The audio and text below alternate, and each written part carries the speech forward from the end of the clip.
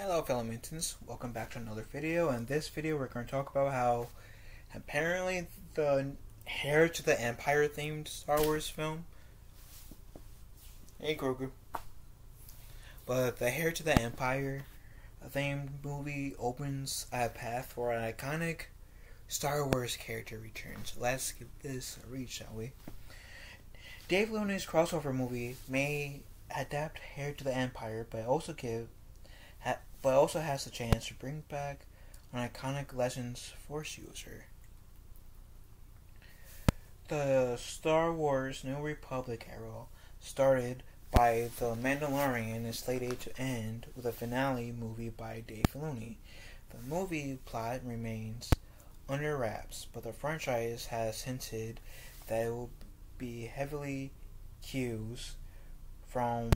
take heavy cues from the classic Legends novel Heir to the Empire, with Grand Admiral Thrawn being teased as the ultimate villain of this part of the galaxy's history. He is no doubt bound to the film's antagonist. However, Thrawn's intellectual nature means it is likely he will have an underlining to help him battle the New Republic, which could be the perfect means to reintroduce an iconic Legends character. Darth Vader's secret apprentice from the Force Unleashed games, Starkiller, has remained absent from the current canon, with a memorable character thanks to his stunning powers and skill with the Force. He has proven difficult to bring back without upstaging established Force users. However, Filoni's movie serves as a perfect means to bring him back as a pawn of Thrawn. Not only would he provide a dark side threat in the film, but he could also tie it back to the franchise's greater lore while providing an opportunity to redesign him in a more canon-friendly fashion. Okay. Starkiller proves a major threat for the Jedi and New Republic. That's also assuming that he doesn't switch to the light side like how he did in the. Well, I guess you could say both games. Anyways, a reimagined Starkiller would be a credible threat for the heroes of the New Republic to face off against. While Grand Admiral Thrawn is thirsty in his own right, he is more intellectual challenge than a physical one. Starkiller, a dark side adept, provides the physical ability for direct confrontation with the protagonist. This way, the movie can retain Thrawn as a threat while still having a satisfying opponent who directly attacks the protagonist. With Starkiller as an antagonist in the Filoni film, he can serve as a link required to unite the Force users and major players of the setting. A major threat like Thrawn could draw the attentions of heroes such as Din Djarin and Princess Leia, along with the powerful Jedi and Force users like Luke Skywalker, Ezra Bridger, Ahsoka, and this little guy, Grogu. As a tactical villain, Thrawn would no doubt have a contingency plan to combat these adversaries. The Jedi most of all, Starkiller would perfectly fulfill such a function for Thrawn, being a powerful dark side adept who could give the Jedi a run for their money. So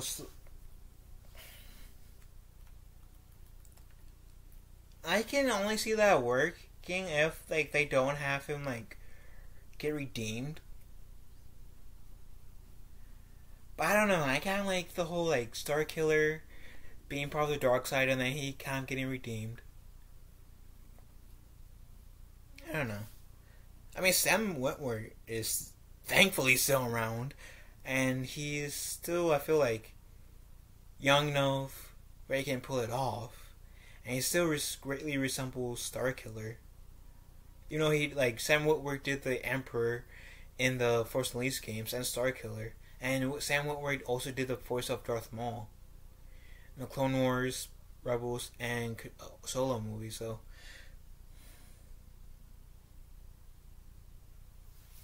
I don't know if that, like, I guess I'm putting too much thought into it, because, like, it's not uncommon that Star Wars, like, reuses some of the same characters. Like, Warwick Davis played, like, 3-4 different characters by now in the Star Wars universe. Same with, Ahmed Best. So maybe I should just stop trying to overthink this. Anyways, Starkiller connects to a major part of the Star Wars lore. Okay.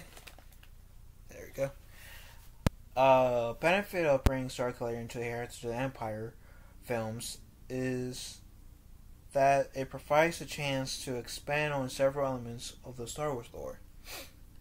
The Force Unleashed 2 shows Starkiller was the subject of cloning experiments, with the Mandalorian revealing Moff Gideon planned to create Force-sensitive clones of himself. The character already had an entry point into canon.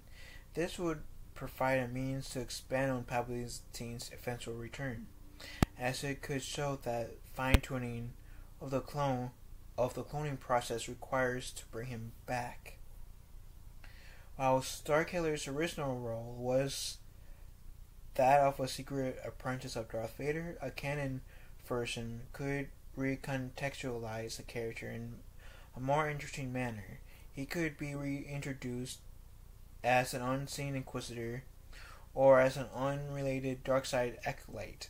Furthermore, having a prominent Darksider can help flesh out the inner workings of the Empire's Darkside operatives, along with revealing how they adapted following the collapse of the Empire.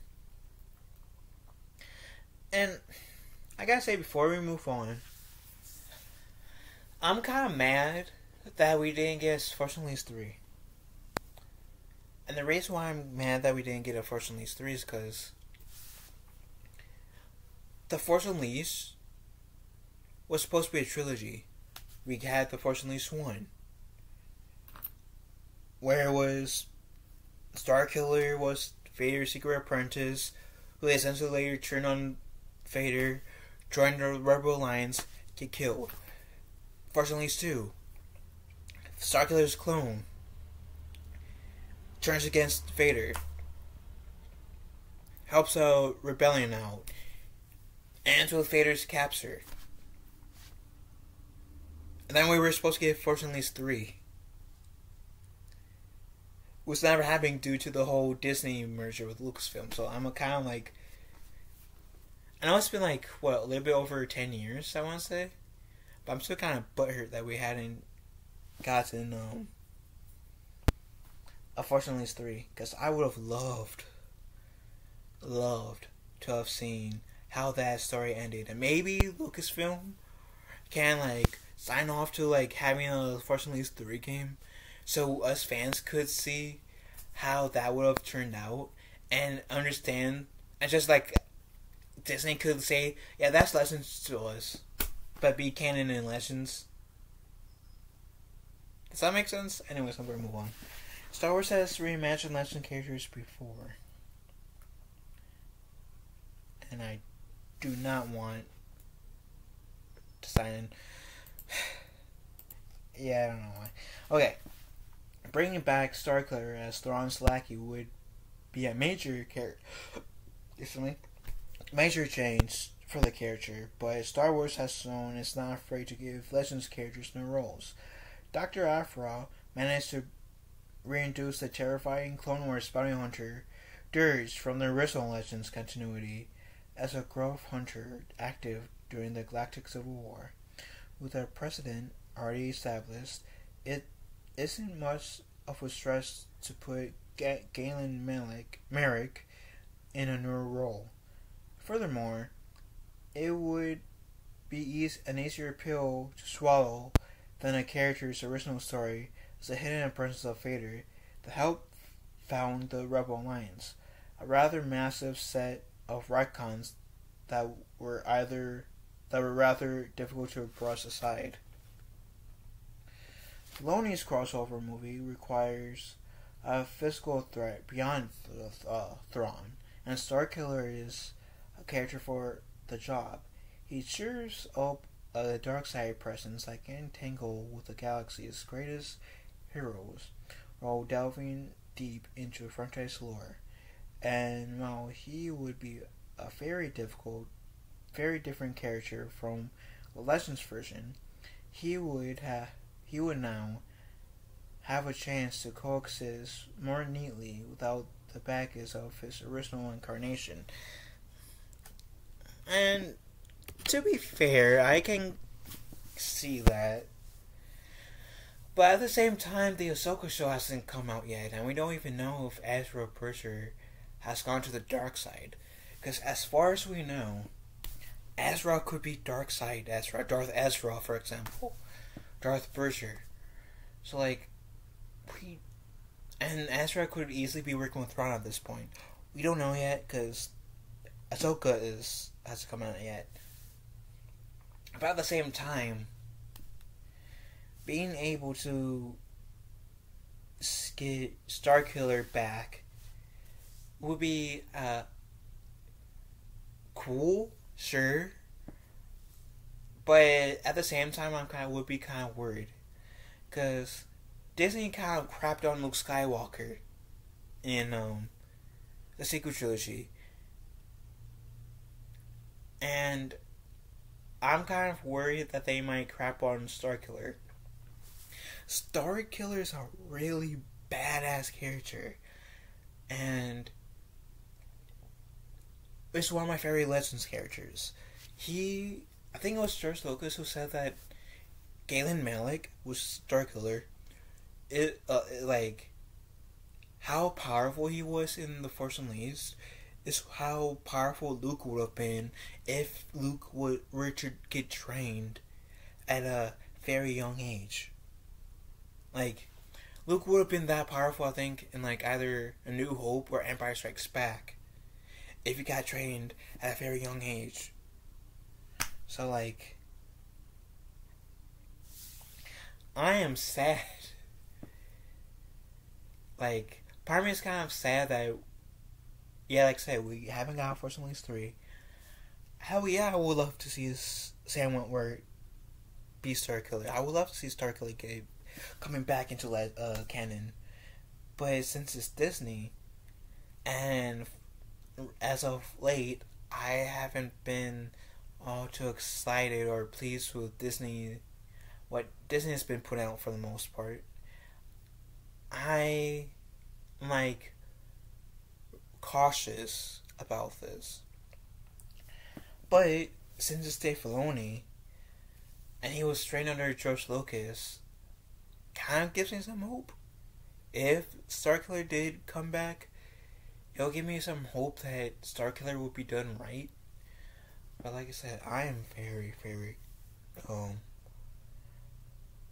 what's the word?